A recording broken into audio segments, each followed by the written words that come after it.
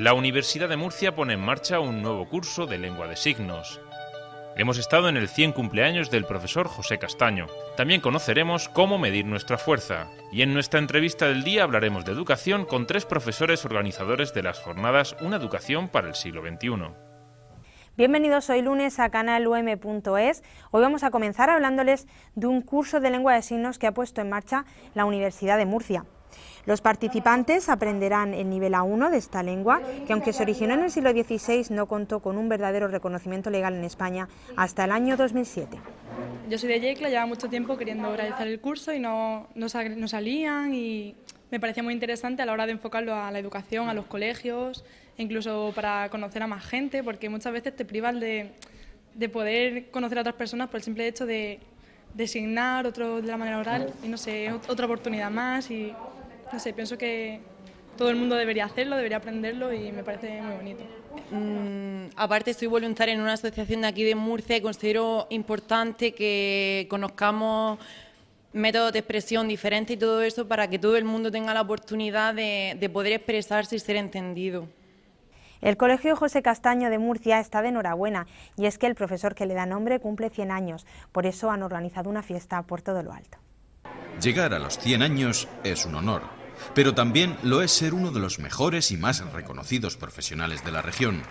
Eso es lo que le ha ocurrido al maestro José Castaño, que da nombre al colegio en el que ha trabajado buena parte de su vida. Hoy ha cumplido 100 años y le han realizado un gran homenaje en su colegio. Don José Castaño es una referencia en el ámbito de la educación y de la Facultad de Educación. Por sus manos han pasado muchos estudiantes en prácticas, y don José Castaño es un maestro para muchos de los maestros que están enseñando en la universidad, de tal manera que es una referencia. Nosotros hemos querido participar en este homenaje, son 100 años, con la firma de don José Castaño en el libro. Es el libro de oro de nuestra universidad, donde, pues comenzando con el rey, aunque él sea republicano, ¿verdad? Pues después del alumno del otro día, el primero en el Mir Bael, juventud y pasado, todo junto en nuestro libro, y creo que es una ocasión estupenda, es una ocasión perfecta para homenajear a don José, que lo merece como gran maestro de una gran cantidad de murcianos. Alumnos, profesores y autoridades han destacado la importante labor que ha realizado este maestro durante su larga trayectoria. El rector de la Universidad de Murcia ha sido parte organizadora de este evento con el fin de reconocer su ejemplo de vida. ¡Feliz cumpleaños, maestro José Castaño!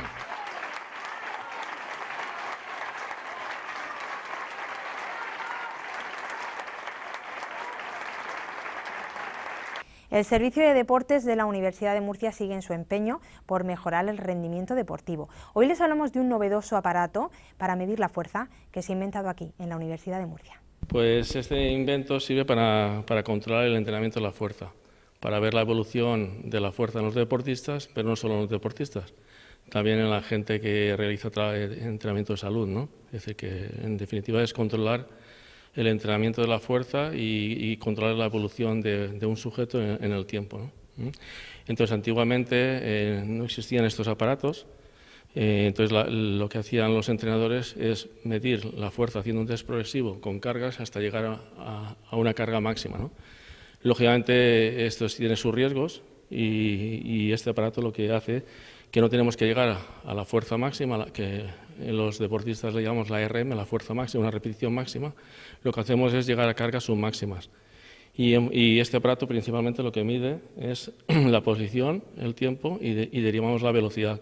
Estamos controlando continuamente la velocidad, también sabemos la masa a desplazar, y entonces obtenemos la fuerza y también la aceleración, ¿no? Y después conseguimos otra variable importante, que es la potencia. Potencia es fuerza por velocidad, ¿no? Bueno, con todas estas variables estamos haciendo un control muy exhaustivo de lo que es el entrenamiento, ¿no? Entonces, como estaba indicando antes, no necesariamente tenemos que llegar a las cargas máximas, porque siempre existen riesgos de que pueda haber una lesión. Entonces, por medio de una carga submáxima, la velocidad que se haya alcanzado en esa carga submáxima, podemos saber la fuerza máxima de un sujeto, ¿vale? También podemos controlar por velocidad las cargas para personas que se dedican a mejorar su fuerza desde el punto de vista saludable, ¿no? No poner cargas que podrían generar en el tiempo, a lo largo del tiempo, pues lesiones, ¿no? Entonces, fundamentalmente, se podría definir el aparato, pues control del entrenamiento, y control de las lesiones, ¿no? Cuando se entrena la fuerza. Hace un par de años me visitó Carlos Pérez para ver si existía la posibilidad de hacer un instrumento que midiera, que caracterizara los movimientos que se producen en los entrenamientos con aparatos. Entonces, un problema que había era que el sensor que se utiliza hasta ahora es un sensor basado en una dinamo tacométrica y es un sensor caro. Vimos la posibilidad de hacerlo con otro tipo de sensor. Yo en ese momento estaba trabajando con cámara de infrarrojo y vimos que había posibilidad de obtener unos resultados parecidos utilizando cámara de infrarrojo.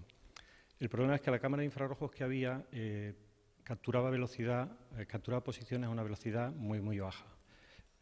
Hicimos pruebas para obtener velocidades más altas de adquisición, hicimos pruebas en todos los ejercicios y después de un proceso largo de pruebas y mejoras conseguimos obtener casi los mismos resultados, de momento, luego ya se han igualado, que utilizan las dinamos encoder o dinamos tacométricas. Entonces eso rebaja el costo de producción mucho y por lo tanto para el usuario después también sale un precio muy interesante. De esta manera pues se puede, podemos decir, difundir o divulgar el uso de este instrumento a mucha más gente. El proyecto sale como una necesidad casi particular de Carlos y conforme se va desarrollando el dispositivo y se va mejorando, se va viendo el potencial real que tiene para otra gente del mismo gremio, de la misma preparación física, sobre todo orientada a élite. Cuando vemos esa oportunidad de poder convertir el prototipo en producto y que no solo nos beneficiemos nosotros de su utilización, sino también otra gente, pues nos decidimos a montar una empresa, constituimos una sociedad y con visos a ser empresa base tecnológica oficial. Actualmente estamos creciendo esa parte empresarial hacia una visibilidad, que la gente conozca el dispositivo, sus bondades, la diferencia respecto a la competencia, el por qué podemos igualar la precisión con un precio muchísimo más competitivo y, en definitiva, estamos tratando de acercar la tecnología al mercado. En particular, este fin de semana lo hemos estado presentando en un congreso de salud y rehabilitación dentro de un entorno de élite y ha tenido bastante éxito. Tenemos la página web en marcha y seguimos continuamente enseñándolo, aprendiendo del mercado, validando y creciendo. No solo nos vamos a quedar en el entrenamiento de fuerza, sino también en entrenamiento de resistencia, orientado con test de diferentes especialidades, con lo que Carlos es un especialista y donde vamos a originar otra tecnología que también, con el mismo espíritu de empresa, podamos seguir acercando esa tecnología de élite a preparadores físicos de élite, pero también amateur. La Universidad de Murcia supone una importante fuente de conocimiento, dentro y fuera de sus aulas. Por eso, cada vez son más empresas las que quieren establecer vías de colaboración con la universidad. Unos meses, la primera vez que nos acercamos al decano y a la Facultad de Químicas era porque teníamos un problema que sigue persistiendo de la existencia de cloratos, los cloratos los restos de cloratos que quedan en los alimentos. La legislación comunitaria no es muy precisa en esto, pero sí que tiene unos niveles muy difíciles de cumplir y lo que hemos acudido a la universidad es para que nos ayuden a detectar cuál es la fuente, cuál es el origen y cómo trabajar para eliminarlos en el producto final. La Facultad de Química se encargará de aportar a esta empresa las soluciones a sus problemas. Bueno, la Facultad de Química de la Universidad Pública de Murcia es el centro donde se hace ciencia para toda la región y es el centro donde, si se acercan los empresarios de la región, nosotros vamos a aportarle, con la medida de nuestras posibilidades, todo lo que tenemos. En nuestra mano tenemos dispositivos experimentales, instrumentación y personal cualificado para estudiar y abordar los problemas y, evidentemente, tratar de atajarlos. El rector quiere animar a las empresas murcianas a estrechar su colaboración con la Universidad de Murcia. Indudablemente, aquí estamos para ayudar en todo lo que podamos y hasta donde lleguemos con los problemas que a nivel industrial, dentro de esas tecnologías que hay que ir refinando en cada una de las industrias que tenemos, de las empresas que tenemos, pues poder aportar nuestro grano de conocimiento para esta cuestión. A este convenio de colaboración se sumarán otros con más empresas murcianas que se darán a conocer en breve.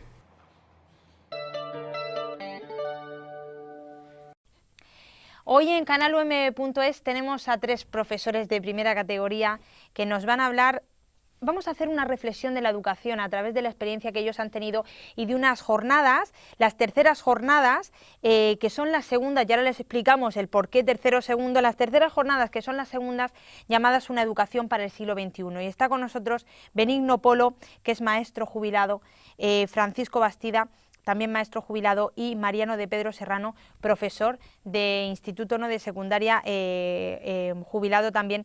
Y ellos estáis haciendo en estas jornadas una reflexión sobre todo lo que vosotros habéis aprendido en vuestra docencia durante muchísimos años y una manera de aplicarlo, ¿no?, a estos tiempos modernos en el que todo parece nuevo, pero realmente lo que hay que hacer es retroceder un poco, ¿no? Parece que lo estamos inventando todo cuando realmente está ya casi todo inventado, ¿no? Por supuesto. La primera pregunta obligada, ¿qué diferencia a la educación del siglo XXI de la educación anterior? La educación que hoy en día necesitamos, ¿qué se diferencia de la que se necesitaba hace 50 años, por ejemplo? Benigno, por ejemplo. Pues como es una pregunta tan amplia, se puede ver desde dos perspectivas totalmente opuestas. La misma educación, que era del siglo XX, y posiblemente una educación distinta adaptada al siglo XXI. Pero son dos conceptos o dos realidades que no están opuestas. Fundamentalmente, mientras tengamos la escala de valores de la persona del mundo occidental, pues posiblemente no hay mucha variación.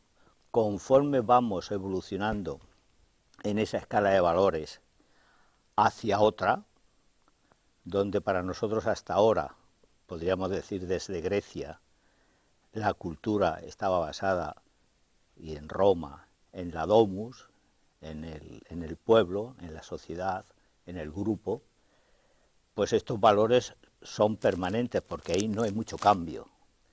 Si nos vamos esquinando hacia el individualismo, la competitividad, la economía como elemento de valor absoluto o primero, pues indudablemente ya la educación plantea muchísimos problemas.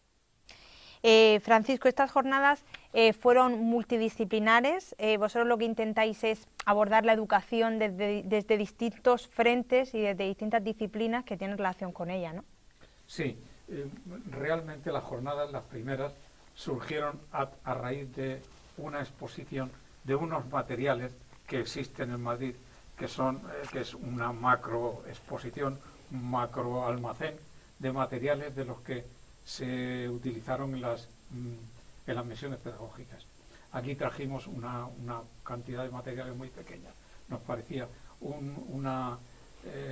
el testimonio de una época, que fue en la Segunda República, que hizo muchísimo por llevar la cultura, sobre todo la cultura de una manera general, música, cine, arte, etcétera, a los pueblos más depauperados de toda España, a las aldeas más pobres, más humildes de España. Eso fue una aventura tan importante que nos pareció interesante traerlo a Murcia. O sea que surgió de una manera y en torno a todo eso articulamos una serie de sesiones de conferencias. Pero ya decidimos continuar, visto un poco el éxito que habían tenido las primeras, el equipo, un montón de profesores en colaboración con la Universidad de Murcia, básicamente con la Facultad de Historia de la Pedagogía, decidimos continuar. Pero ya le dimos específicamente a las dos últimas sesiones un título monográfico, Una educación para el siglo XXI. Es decir, de cara a los 100 años o menos ya que nos quedan de siglo, qué enfoque había que ir dándole a la educación. Y decidimos centrarnos básicamente en las ciencias, por lo que te he comentado antes, de que es una materia que siempre se ha enseñado de una manera profesoral, explicando fórmulas, los chicos ya más mayores, explicando los experimentos, explicando los fenómenos, y nuestra tendencia es enfocarlo desde el punto de vista de la práctica, de que sean los niños los que vayan descubriendo lo que hay y ellos vayan incluso formulando hipótesis de por qué se ha producido el globo que se eleva o cualquier otro fenómeno de los que utilizamos en la clase. Os quería preguntar, ¿qué hacemos hoy en día mal los padres? Que hacemos muchas cosas mal en la educación de nuestros hijos. Antes, en los minutos previos a comenzar la entrevista, yo hablaba de mi experiencia personal como madre y yo decía, no dejamos a los niños que toquen las cosas, que se manchen, que jueguen con la tierra, con la pintura, ¿no? Porque decimos, no, que te manchas y entonces ahora tenemos que ir a este sitio y ahora a otra. Priman otra serie de cosas en vez de su descubrimiento del mundo. ¿Qué estamos haciendo mal los padres? Los padres, o en general, lo que no estamos haciendo del todo bien, o qué deberíamos hacer mejor. Mariano, sí. ¿Qué deberíamos hacer mejor? Yo como madre, ¿qué debería hacer mejor? Muchísimas cosas, ¿no? Pero ¿en qué me estoy equivocando sobre todo? Bueno, eso ha quedado muy claro digamos, a lo largo de todas las jornadas. Pues en los padres implicarse más en la educación de los niños, es decir, estudiar con ellos, hacer cosas con ellos, acompañarlos,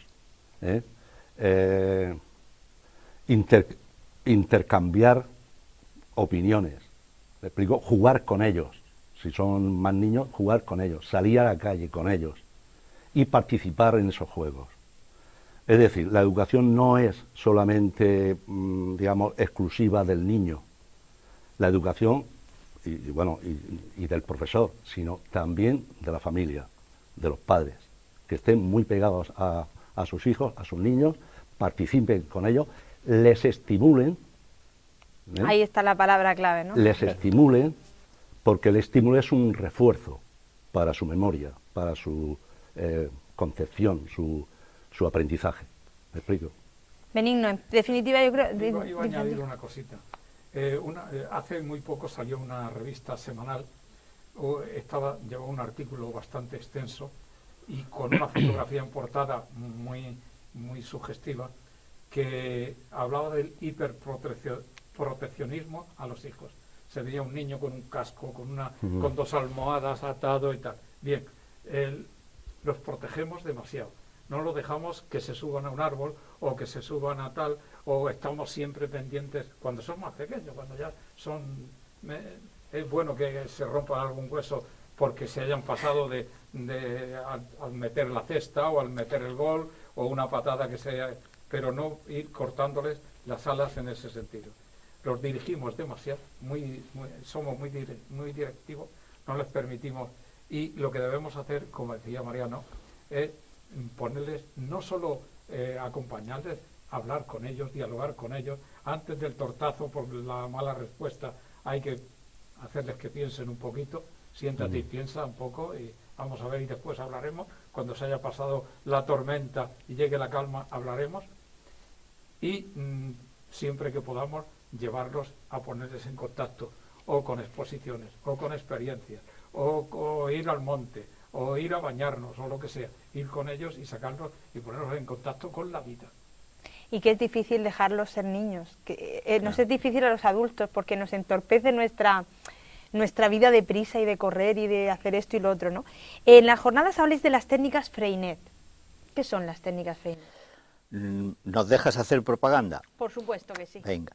Bueno, el grupo o una parte del grupo que junto con la universidad y con la consejería, que hemos organizado las jornadas,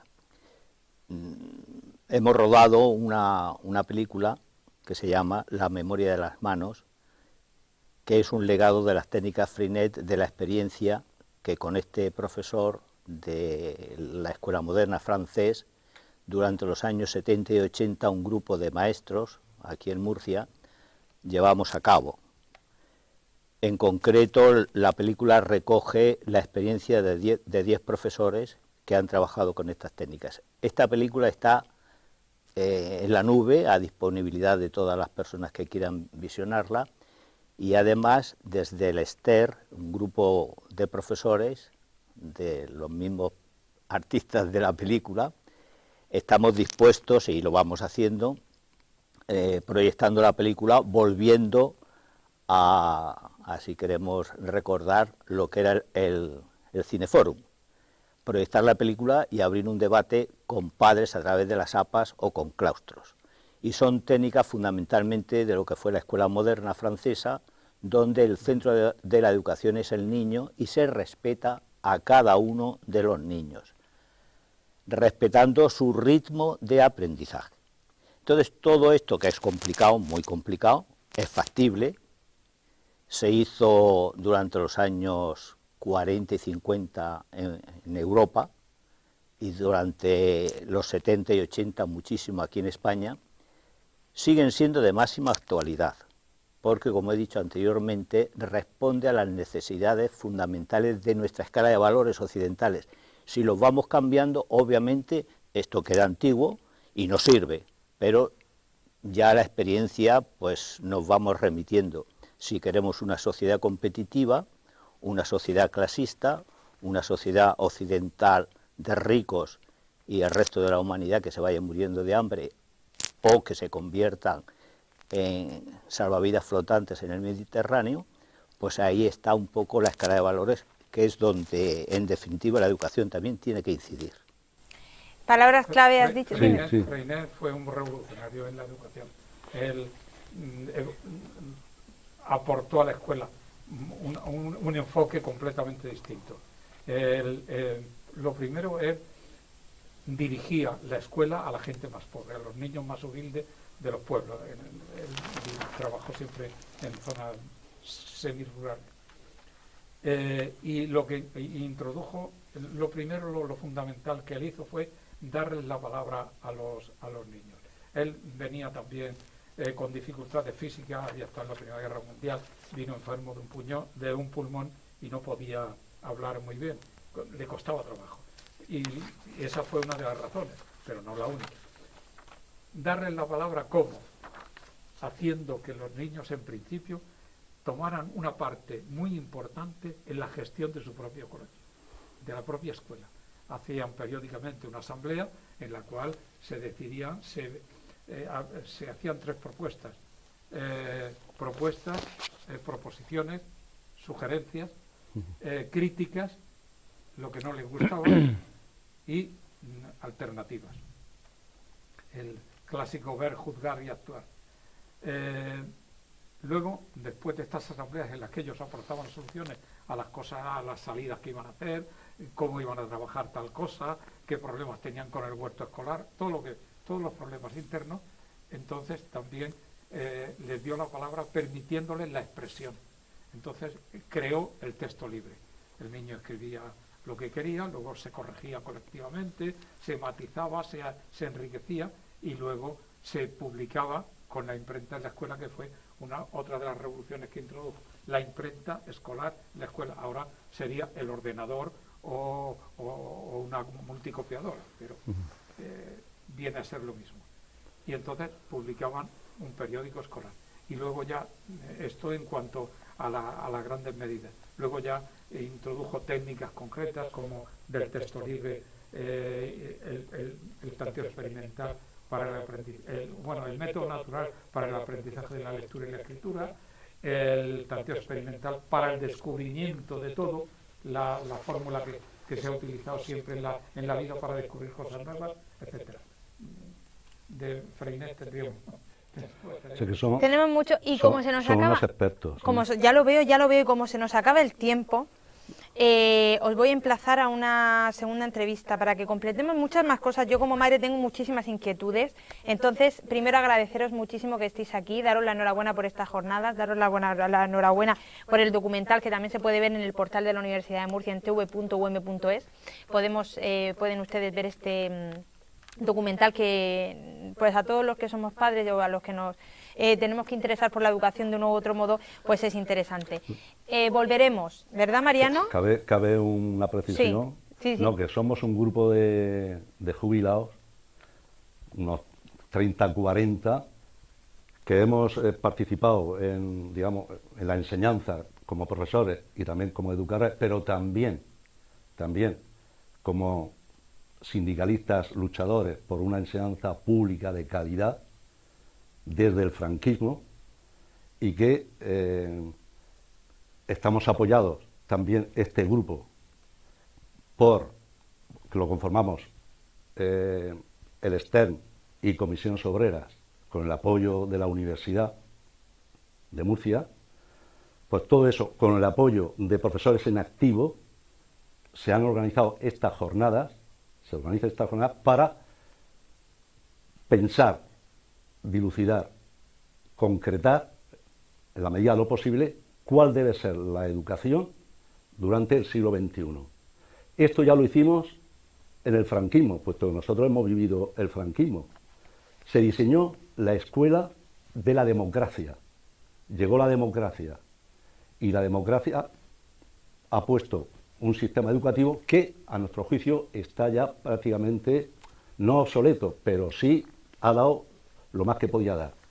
Tenemos que volver a retomar a través de los movimientos de renovación pedagógica que ya existían en la clandestinidad, incentivar esos movimientos para diseñar cuál debe ser la educación durante el siglo XXI, donde intervenga la ciencia, las artes, y yo creo que Freinet puede ser un ejemplo a seguir para modernizar y democratizar la enseñanza. La educación, que es importante y necesario. Volveremos a vernos, sí, Maite, segurísimo. Pero un inciso, y es que el día 15 de marzo es la clausura de las jornadas. Y ahí estaremos nosotros, pero antes del 15 de marzo volveremos a vernos. Bien, pero ¿vale? Me interesa comunicar ya desde aquí que para la clausura este año cerramos con la Sinfónica de Murcia, la Orquesta Sinfónica de Murcia, con un concierto de música clásica. No podemos permitirnos el lujo de prescindir de la educación musical en nuestra región. Por lo tanto, reivindicamos, exigimos que la música entre de nuevo en el currículum como parte fundamental. Y gracias al rector de la universidad, Orihuela, a Noelia, consejera de Cultura de la región de Murcia, y a Virginia, directora de la Sinfónica de la región de Murcia, es posible que de forma gratuita el día 15 llenemos el Víctor Villegas con un concierto de la Sinfónica como clausura de estas jornadas. Pues y nosotros que están ahí estaremos todos también invitados. Pues nosotros nos tomamos la invitación y nada, muchísimas gracias por estar aquí. Volveremos a vernos porque este es un tema del que podríamos estar hablando horas y horas. Nosotros volvemos mañana con más actualidad y más universidad aquí en canalum.es.